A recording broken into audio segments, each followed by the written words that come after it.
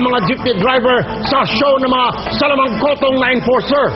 Sa palimalimang pisong entrance, pasada fee kada ikot, tiba-tiba ang maghapon.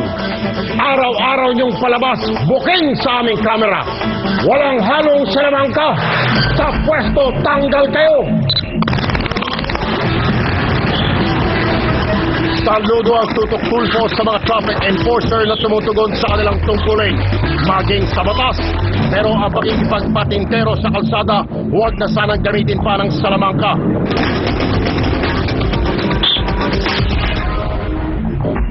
Sa pagkakabisto ng tutok tulpo sa mga black magic ng ilang mga traffic enforcers sa Caloocan, minabuti na namin ipaalam ito sa tanggapan ng City Hall. Matapos makilapin sa mga salamangkero, traffic enforcer, agad ding ipinatawag ng hepe ng RDP-STM ang mga tauhang nasa pool ng aming kamera.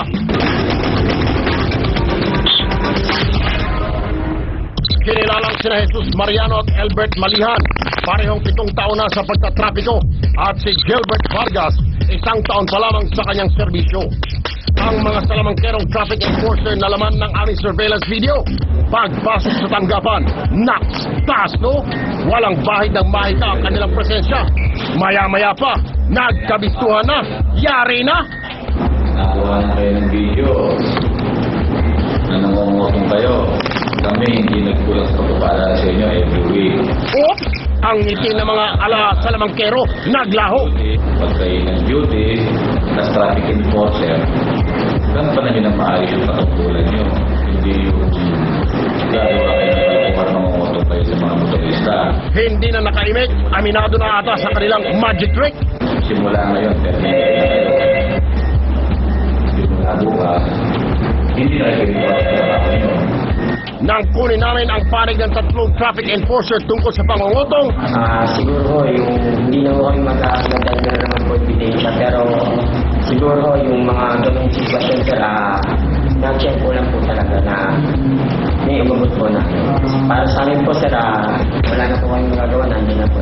Hindi naman po kami na talagang totally tumatanggap po naman. Pumiyok na, hihirit pa. Ang isa naman ito, ibang diskarte. Sa akin naman po kasi sir, tawag kami po naman. Kasi po naisip ako ng madalas sa umaga. Ngayon po, nakalimutan po makapagbayad sa akin. Yung bigyan po sa akin, sabi ng bayad sa pagkakaan. Naku naman, si Mariano hindi lang pala traffic enforcer, ito rin palang negosyante. At ang paglalako na isasabay sa pagtatrapiko, ama, magic, ikaw na. Ang isa naman ay tila natameme na dahil lang aming tanungin. Si Malihan, no comment na lang.